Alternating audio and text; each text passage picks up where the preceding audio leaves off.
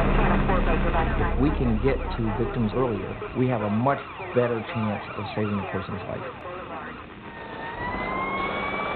We need to know the location of that incident. We need to know the magnitude of that incident. Okay, how many people were inside the car when you... Time can make all the difference in the world. It can be the difference between life and death. The sooner we get to the incident, the sooner we can control it. Put some oxygen on you. Put a tourniquet on your arm. We've got a limited window to make a difference.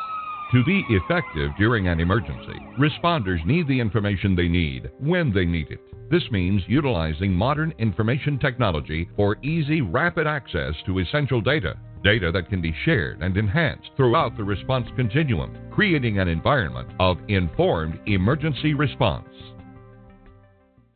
Emergency responders are the critical links in the chain of survival. Unfortunately, a wealth of information that would help responders perform their duties far better is beyond their reach. More and better information empowers responders to perform at new levels. This information exists, but it resides on the opposite side of a technological divide. The Emergency Communication Center of the future will bridge this gap, allowing them to access and share critical information that just may save your life. The current 911 system exists primarily to receive incoming telephone calls and dispatch traditional first responders. Critical victim and incident information often exists in electronic form, but 911 dispatchers don't have access to it. We have the technology, we just need to connect the dots. A car crash resulting in severe brain injury demonstrates the information that is available today electronically, but not available automatically or on demand to dispatchers. This information includes exact incident location, crash data, vehicle make and model, ambulance and paramedic availability, hospital bed and medical staff availability, status of air transport services, vehicle extrication information, injury prediction tools, personal health records, hospital records, and traffic advisories. Right now, we're having to have an individual, a dispatch officer, calling people in sequential fashion, trying to get a hold of the people they need, and that's time. PSAPs will become emergency communication centers, assuming a vital, ongoing role in emergency response. Processing a diverse wealth of information, the PSAP of tomorrow will synthesize information from sources ranging from text messages and photographs captured by cell phones to patient histories obtained from electronic health records, to telematics crash data, to injury predictions and care records.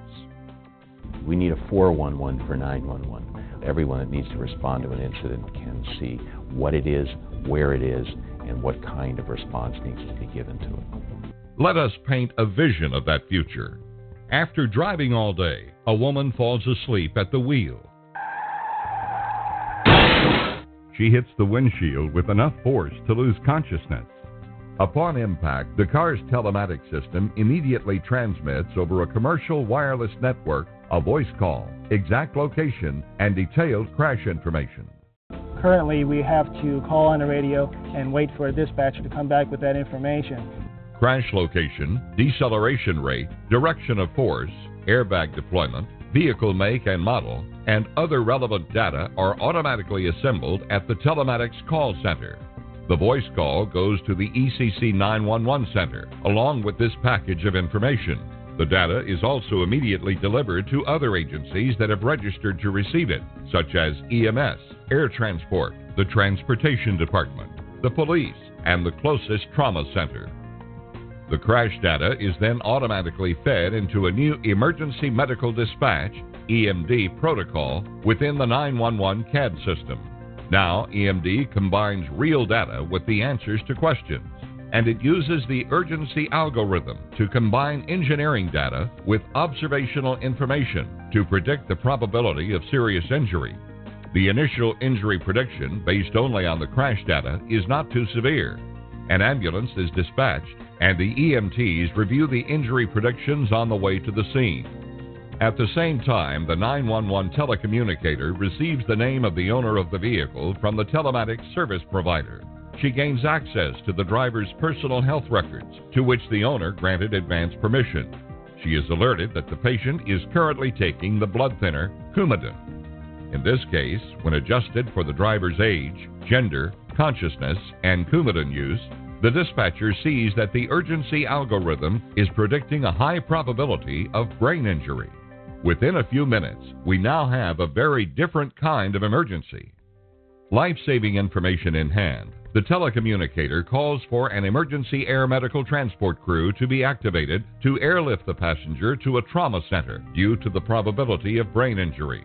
Brain trauma protocols are downloaded to both the ambulance and air responders, along with instructions to check for internal bleeding due to the blood thinner. The brain trauma team at the center is alerted. Simultaneously, fire responders now know the make and model of the car. The crash data predicts extraction equipment will be required, so they grab the jaws of life. En route, they access detailed vehicle structure data via the Vehicle Rescue Database and familiarize themselves with hazards in the car, such as electrical currents and airbag mechanisms. They are ready to start cutting as soon as they arrive. Fire responders rapidly extricate the victim. The EMTs stabilize her. The air medical team arrives and airlifts the passenger to the emergency department with the specialized brain trauma team. At the same time, the crash victim's emergency response electronic health record is expanded with voice-to-text entries from responders and automatic entries from devices such as blood pressure and pulse ox monitors. All relevant patient data is sent electronically to the waiting hospital staff. The operating room is being prepared.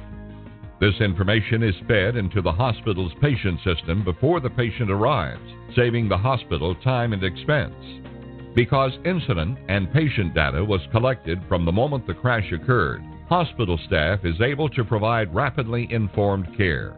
Where once emergency rooms admitted patients as blank slates, these properly equipped doctors have a wealth of important information about the patient. For example, doctors are able to access a history of changes in the driver's Glasgow Coma Scale score since the first call to 911. These trend lines indicate the need for a fast operation to relieve bleeding in the brain. These significant changes in consciousness are being quickly detected. With a trauma case, time can make all the difference in the world. It can be the difference between life and death. Because of the responders, their skills, and the new information they have, the victim receives rapid and informed response. She survives with no long-term brain damage. The system worked not just in this crash. It got smarter and better prepared for the next emergency. Throughout this scenario, external information sources such as telematics, personal health records, and the vehicle rescue website, as well as the actions of responders, contribute data at various points along the continuum of response. Data does not remain in one place. It flows through the chain of response from 911 to EMS to hospital-based care, improving emergency care at each of these points. Ultimately, this information is used to improve response processes through protocol development and research, saving lives along the way. This project is about getting better information to the right people quickly. Whether the response is to pandemic flu, hurricanes, heart emergencies, or terrorist attacks, critical information needs to easily flow through the continuum of response, allowing responders to provide prompt, high-quality, life-saving emergency care. The question is not if an emergency will happen on your watch, it's when, and how will you handle it? Will you have modern data and voice communications, or will you only be able to make telephone calls? Information and evidence-based decisions represent the next generation of emergency response. Get ready to be informed.